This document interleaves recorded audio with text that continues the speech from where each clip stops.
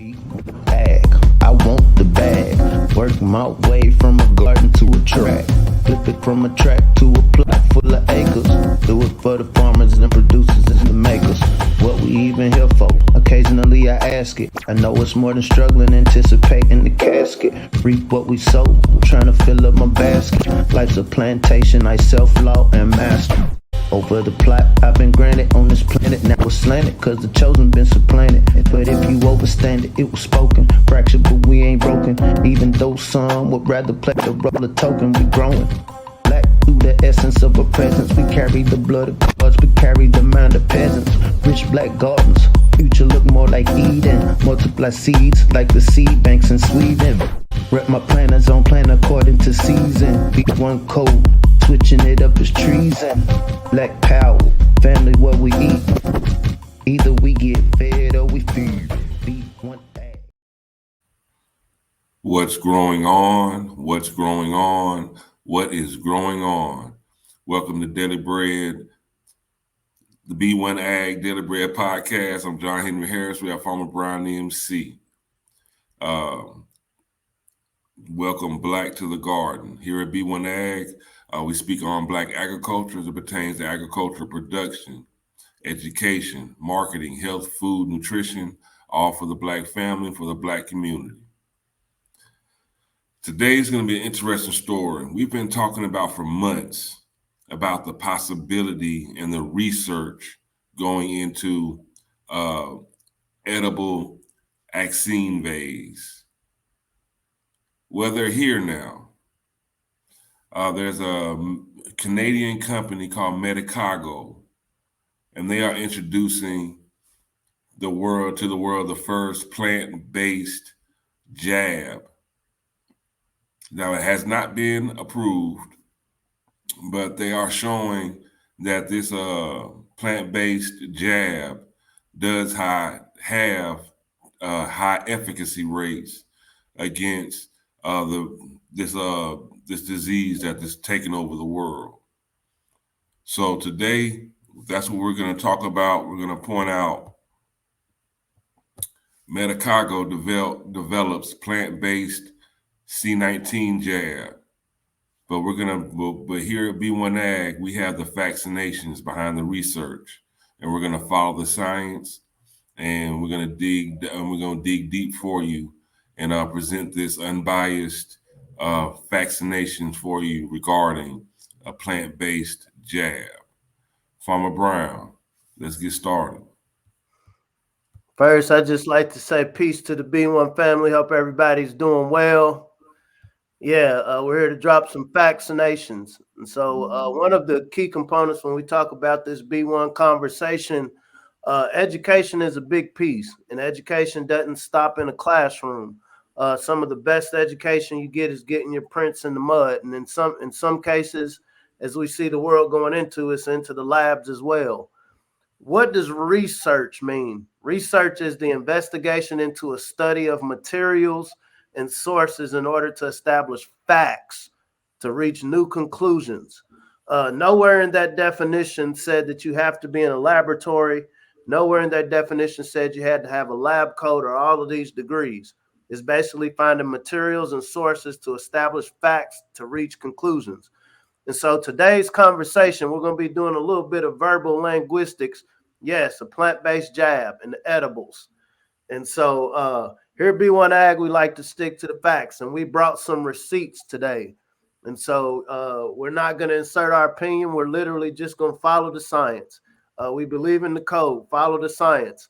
And so if you would go on and bring this up, I hope the family watching doesn't take this as long-winded, but we want to make sure everybody looking today understands what's going on. And so to preface this conversation, as of December the 7th, if you want to go to the next slide, COVID vaccine plants measures up. And so this is off of NPR News. And what this meant, basically, this company Medicago actually came up after research. Somebody took the time, some of your taxpayer dollars, other funders decided, hey, this is important to us, so we're going to invest in this. And so there was research put into using plant-based materials to develop this jab.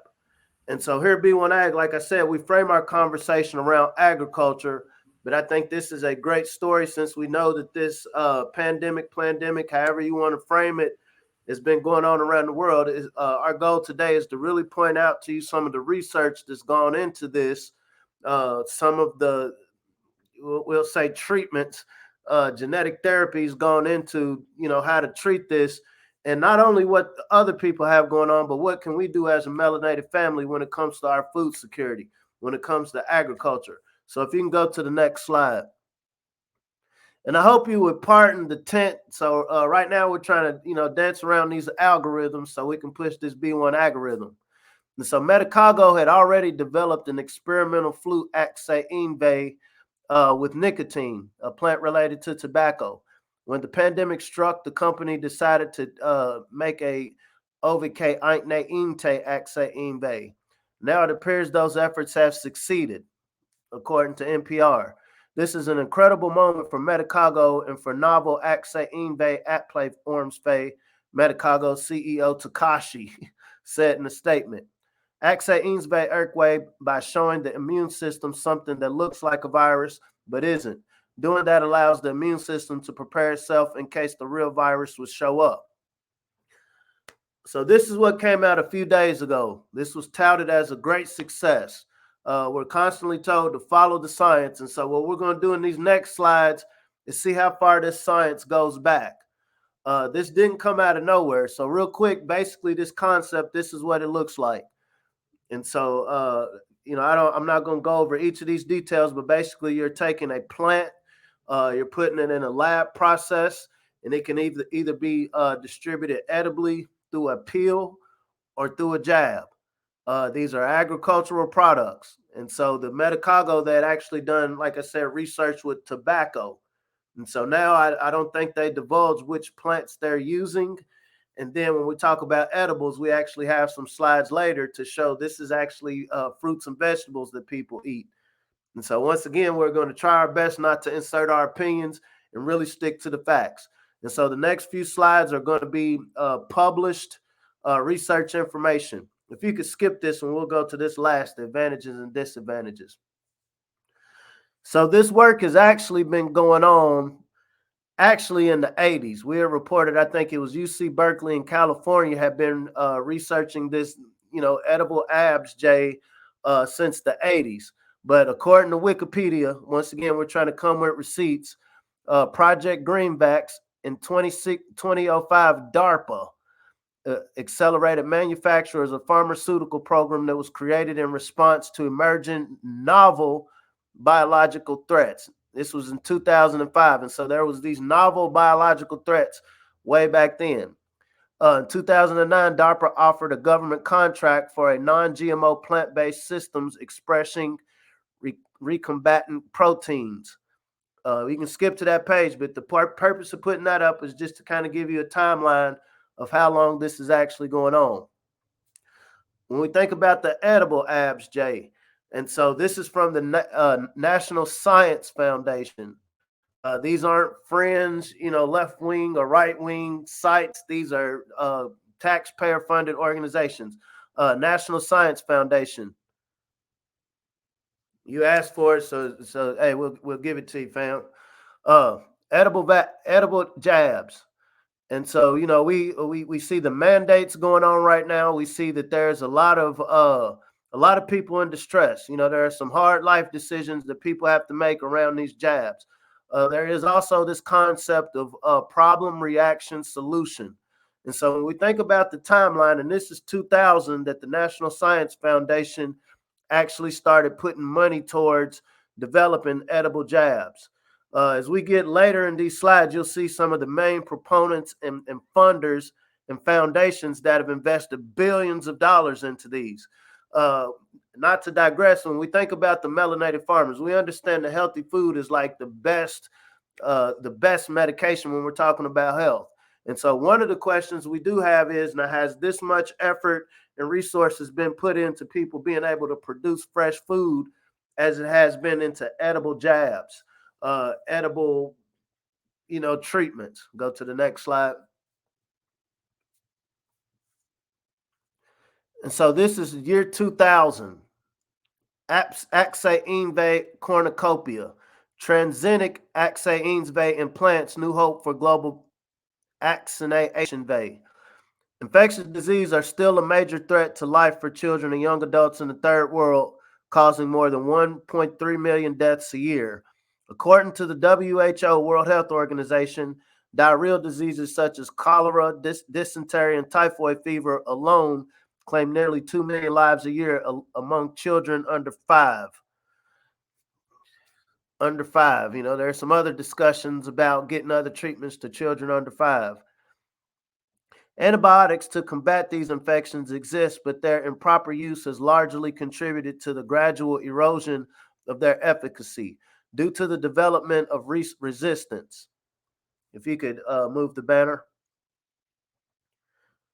WHO pointed out that to the U.S. House of Representatives, we may only have a decade or two to make optimal use of medicines presently available.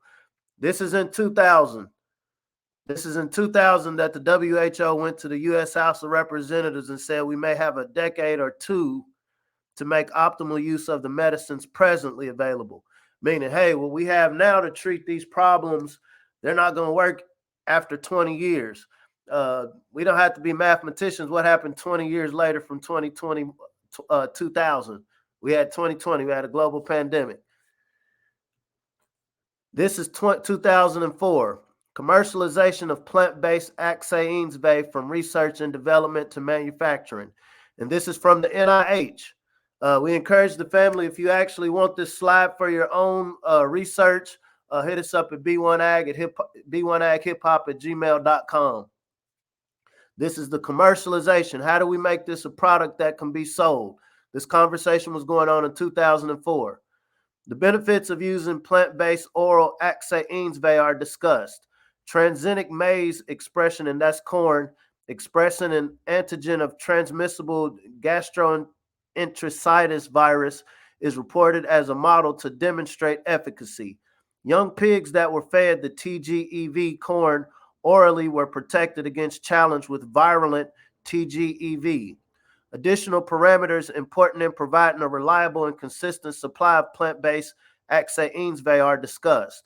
Finally, Axainve developed in corn are evaluated for their potential to contaminate either food supply or the environment.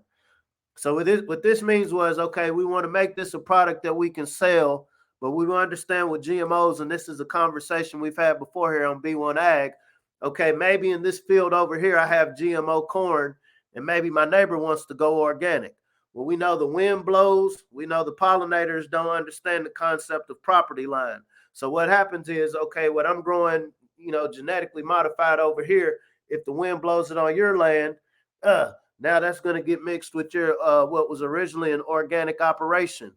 When we go into the law of how this works, and so now if my patented GMO corn happen to go over on your land, I have legal rights to your land. And so when we're thinking about these plant-based Axainve, we're here to ask questions. Neither of us are doctors. We know how to read a little bit. So the question lies, so what if my neighbor decides he wants to get into some of this research money, these billions of dollars put into plant-based Axainve, and whatever this plant was that has, whatever this chemical makeup in it is, gets on my property, what does this do to my crop? And so these are just some questions to ask, and this is 2004 from the NIH. Go to the next one. This is also from the NIH in 2009. Plant-based oral Axainve, results of human trials. I think there was a book by Robert Kennedy, kind of talking about the head scientist that tells us to follow the science in North America right now. And we've heard about some of the human trials when we think about the HIV drugs and other drugs that have caused some questionable effects, especially when we talk about the melanated community. And so the abstract is Axainve, consisting of transgenic plant-derived antigens, offer a new strategy for development of safe, inexpensive Axainve. The Axainve antigens can be eaten with the edible plant or edible part of a plant purified from plant material. In phase 1 clinical studies of the prototype potato, keep that word in mind, potato, and corn-based axainzve, axainzve have been safe and immunogenic without the need for a buffer or vehicle other than the plant cell. Transgenic plant technology is attractive for axainzve development because these axainzve are needleless, stable, and easy to administer. Not to digress as you go to the next slide. And so right now there's this concept we keep getting hit with called hesitancy. And so if there's this problem and I'm selling you the solution, oh, I know you don't want the pain of this needle. You know you don't like these syringes, but I have another solution for you. You can eat it. You know, maybe if I put this in your meal, maybe if I put this, made this available through something you could eat, maybe you feel better about it.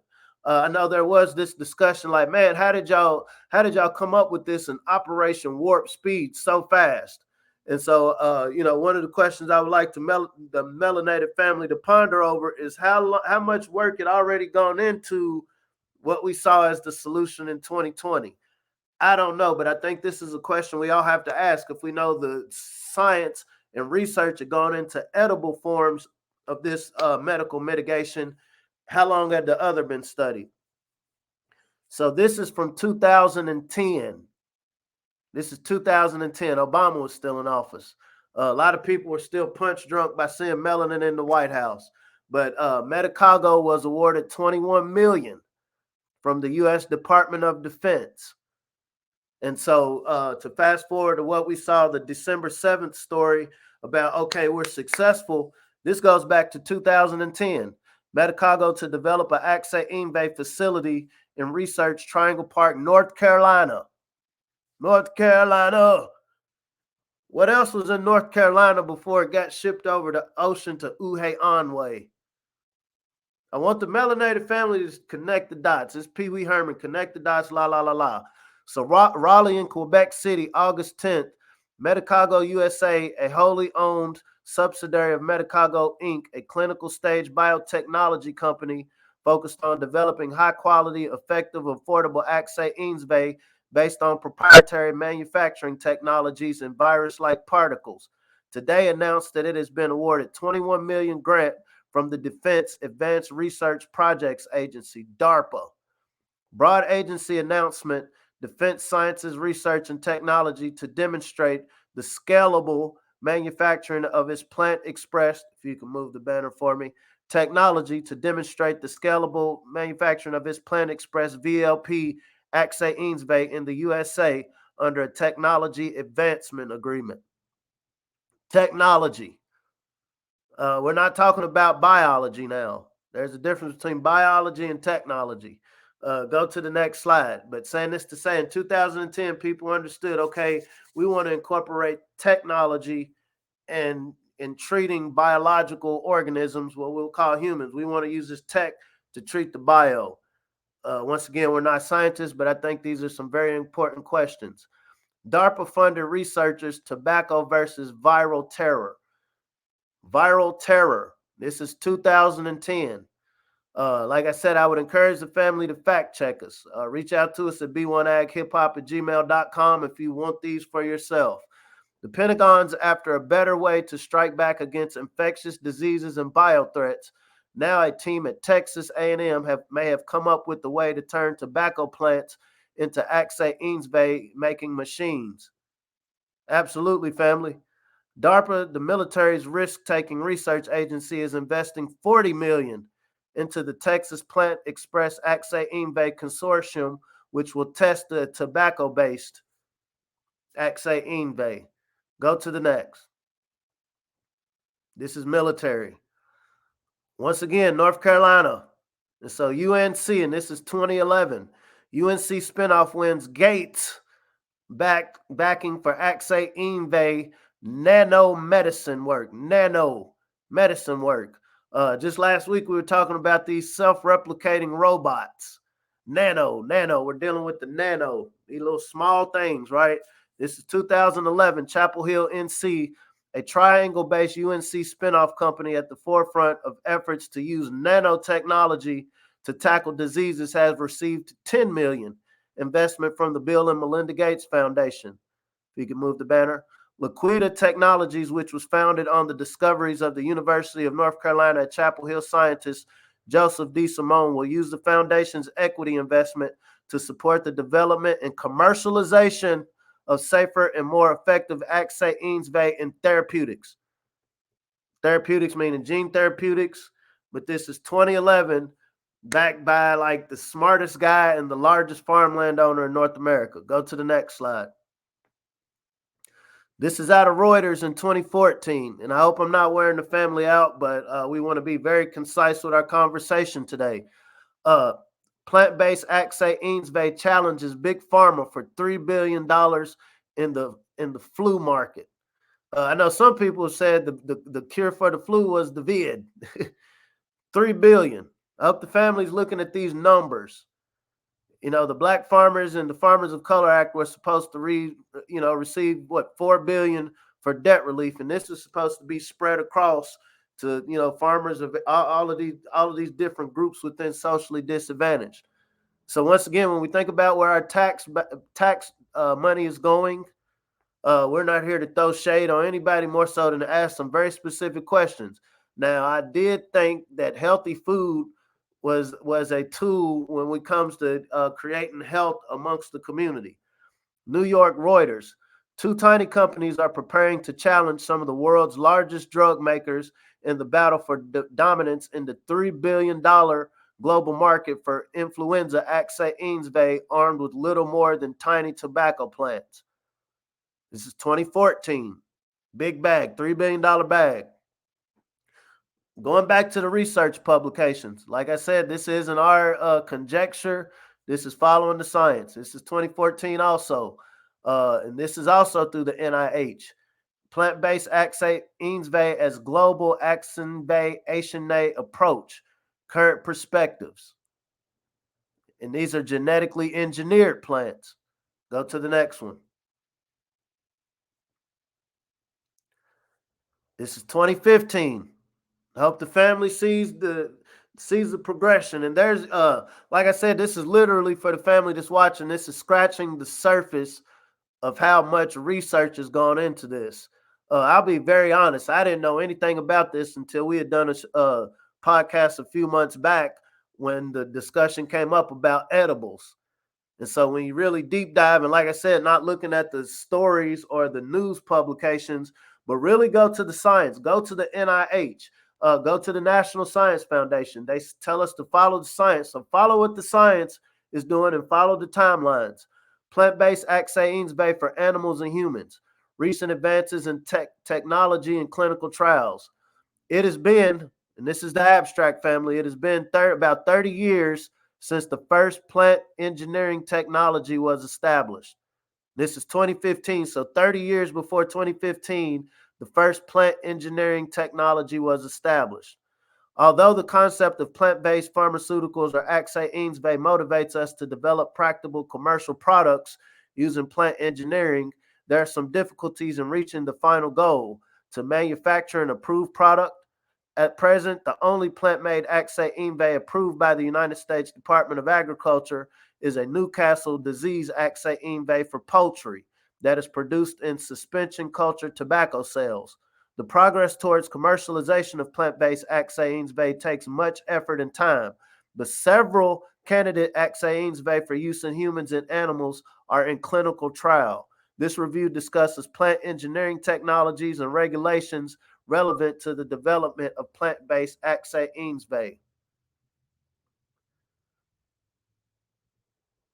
This is 2020. What happened in 2020? The world changed. The world changed in March 2020. How a secretive Pentagon agency seeded the ground for rapid cure.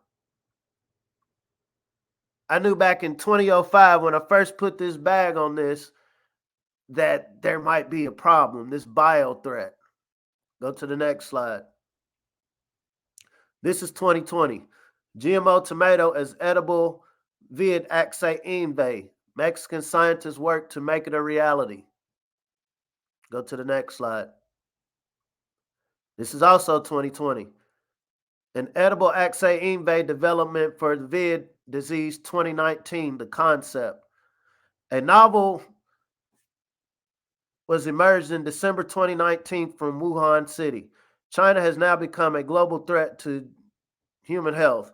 Currently, the vid it has spread to more than 34 countries with 2,400. My, how we've come a long way to 78,811 confirmed cases. Currently, there is no Axay available against the traditional Axay development requires more time and high cost. Due to this, the disease outbreaks become more challenging. Nowadays, plants have become more attractive platform edible Axay production than other systems.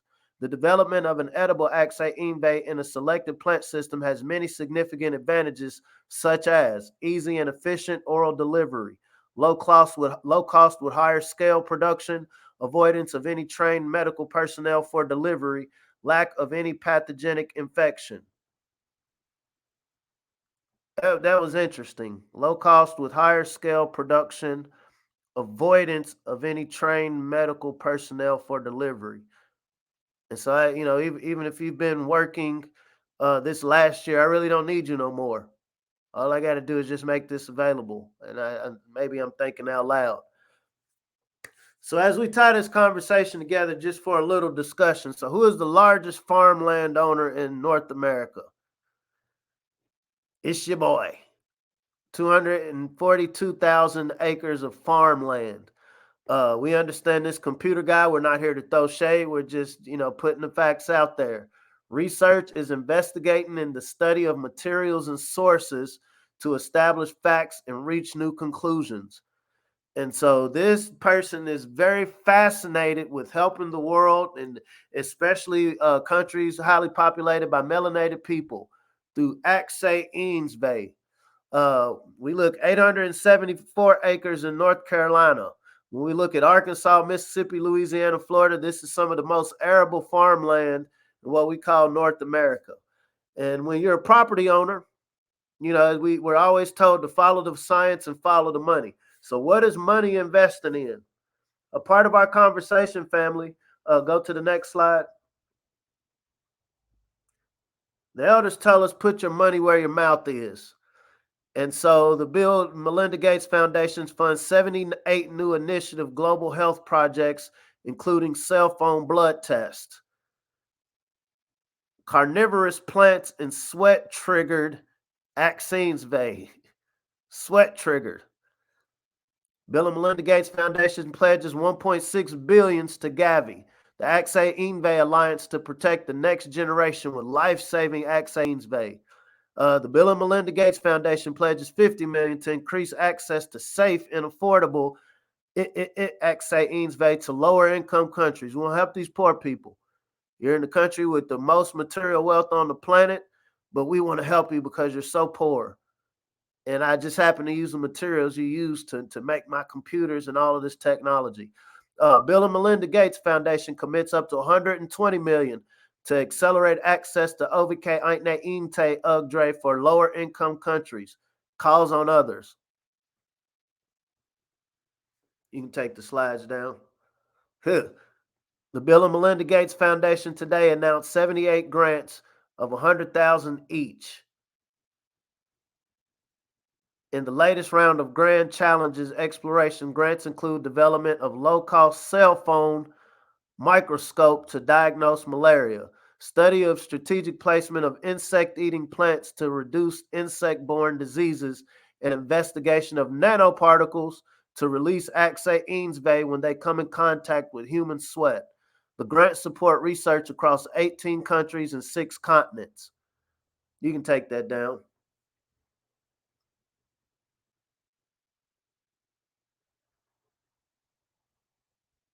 We're just going to let the family sit on that. You might have to run this back.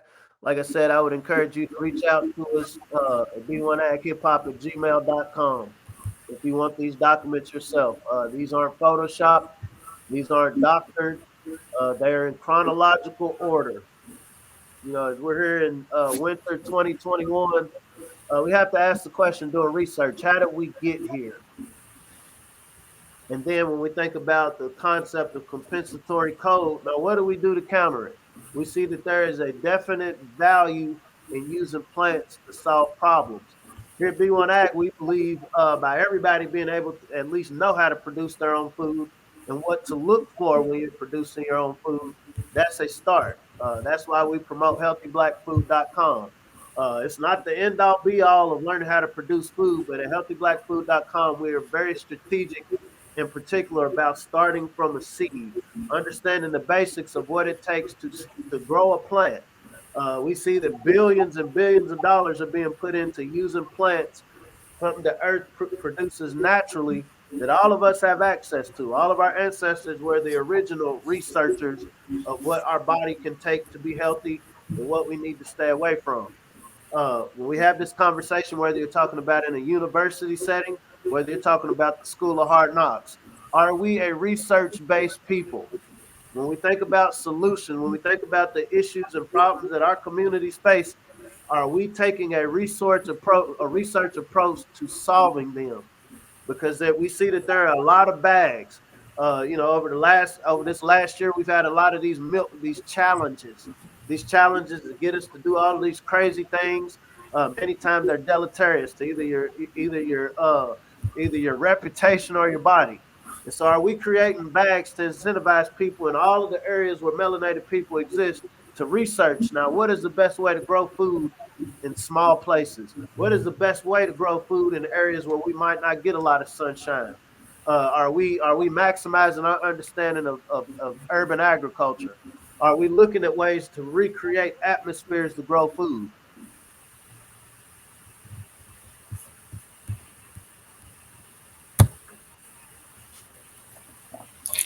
Again, if you'd like the slideshow that we had today, go to b1aghiphop@gmail.com and we will happily send this slideshow to you so you can have this information to mull over for yourself. Nothing happens by chance, y'all. All this is planned. Everything is thought out. Everything is researched behind closed doors and then released to the public. And this and this is not something we're making up. We're showing you the actual articles. This is public information.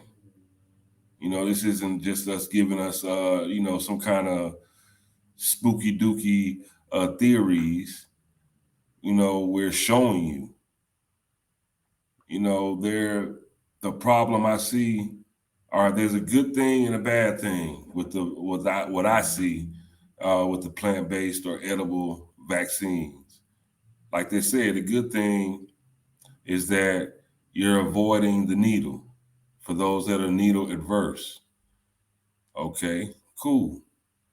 The bad part, I think, is that if you put it in food, there could be a chance they may put it in food and you not know it. There could be a chance they put it in food and you're not aware. Or you're not, you say if you don't want it, they slip it in your sandwich. They slip it in your salad. They slip it in your fries. And what's interesting enough is that this guy, this Gates guy, and I'm not talking about Kevin Gates, this Gates guy, he actually has the means to literally slip this into our food system. He provides McDonald's with the potatoes, carrots, and onions. He grows that for McDonald's. So he literally could put this stuff in these jabby meals, and the world would not even be aware. It's one thing if you want to take this this experimental therapy, that's fine. But if you don't want to and you're refusing to, and then they slip it and give it to you anyway, that's a problem. That's almost like the date slipping something into somebody's drink. You know, I look at that along the same lines. So we need to be aware. That's why we need to be aware, family, of the possibilities, the capabilities, and capacity of what can be done, what's going on, what's growing on, and what we can do for ourselves to make sure that we are truly safe. You know, once again, with science and any research on any level, will human error is a factor. If you're going to be conscientious and objective about solving a problem, you always have to factor in human error. I have this great intention. I know all of these people don't, you know, the needles are just so scary. And so to make this easier for the consumer, we'll just put it in your lettuce. We'll just put it in this potato. We'll put it in your greens to help you. But unintended consequences, what if, you know, the pollinators come by this field where we're doing this research? And so the question is, are we working as hard? Are we working as hard? Sometimes I feel, I ain't gonna say guilty because guilty is not the word. It's easy for us to have this conversation, and which is necessary. We have to have these conversations, but you know, the thing is, as an individual, you have to put in 20 times more work than you do talking, right? These devils talk, they talk. But on the back end, and which is what I hope the family got from this presentation, they've been working on this for decades. It was 2 decades ago that it was presented to your government that, hey, you know, we're going to have a biological threat sometime 20 years from now. So we want to figure out what we're going to do to address this threat that we know is coming. You know, like I said, we here at B1 Ag, we don't like to deal in conspiracy.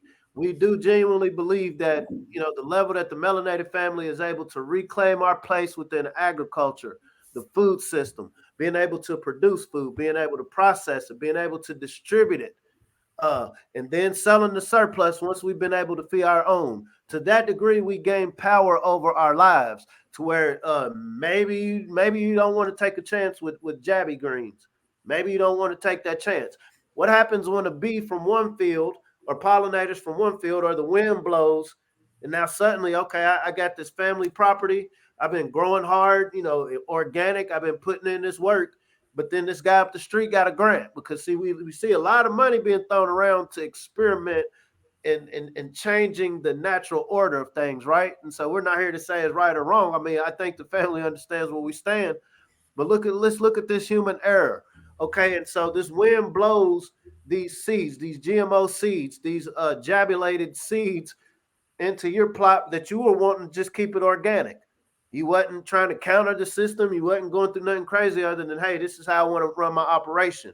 And so what happens is I can raise my kids just as respectable, but if they're in a setting where the other kids are contaminated or bad, guess what's going to rub off on them? And so the same things apply when you think about the ecosystem that we live in. When we think about the shipping disruptions, we think about the supply chains. One of the reoccurring themes of this research is how to commercialize. I think Trevor Noah got in trouble the other day because he was pointing out, like, the CEO of one of these companies, like, man, y'all are making a lot of money. Y'all kind of have a conflict of interest. And I think it's very interesting. Mainstream media literally just put this out on December the 7th that the edible ABJ is even a thing, right? But like I said, through this presentation, we see that, okay, this was decades in the making. And this wasn't brought to the public attention till what, 2 years later, once we're at Omicron, right? And so, you know, once again, trying to frame things in this conversation, are we thinking long term? Are we thinking, okay, we see that somebody is going to spend 20, 30, 40 years in building up to something, building the solutions to a problem. Maybe they created it, maybe they didn't, but, you know, they're just psychics and they knew that this this novel viral threat was going to come. And so as a melanated family, you know, we want our threat to be that we're dominant on this planet. We're able to exert ourselves within the land. We're able to take advantage of natural resources and be the most, what does Elder Nilly Fuller say? Universal man and woman, bringing justice to the world. And to do it for the world, some people, oh, we want to love everybody. To love everybody, you got to love ourselves first. We have to care more about keeping melanated people healthy than Gates, than these foundations, than all of these people that are putting all of this money in all of these other ways of helping. If you, not to digress, I imagine the money that's gone into this research is way more than what reparations would have been. And so that tells you something right there, family. I will pay more to see how I can, make this plant medical than actually making it rain, than actually giving restorative justice to those who are the original farmers, the original producers. Are we going to match this research with melanated-based research? It doesn't take a lab coat.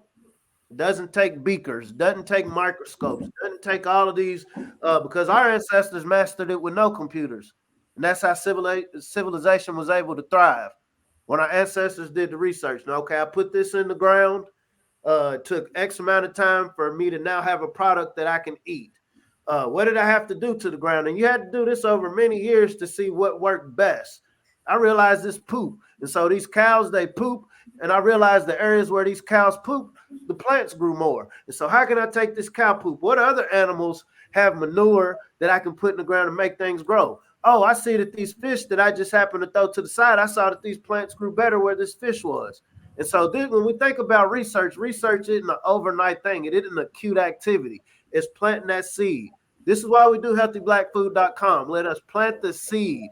In melanated family, there's no business like grow business. When you understand the concept of what it means to start a plant from the seed and actually see the fruit or vegetable that comes from it, you start to understand a whole lot of other processes. You get a better grasp of time. We're in this microwave age where everything comes to us fast. We want information immediately. These people didn't get their research findings overnight. They spent decades on it. So here at B1 Ag, we're like, okay, hey, we need to spend the next decade, next 2 decades, next 3 decades figuring out how can we make the most optimal food system that is pro-melanated people. It ain't got to do with being against another group. This got to do with us being the best that we can be. We've already been great. We started civilizations. So how do we get black to that? How do we get black to our essence? How do we get black to the garden? It is.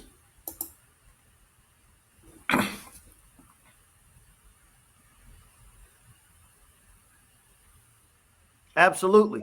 And I'm glad you brought that up because this is how it works. People follow the money, follow the money. You got a lot of doctors right now that have come up with all sorts of different alternative ways to treat the thing going on. But what is keeping them from releasing this information to their patients or the public? It's the bag. Many have been incentivized. I know this professionally. Hey, if I'm paying your institution to research this product, I'm not paying you to come back to me and tell me it's bad. I'm not paying you to come back and tell me, hey, this is unhealthy. I'm paying you to check off so I can commercialize this.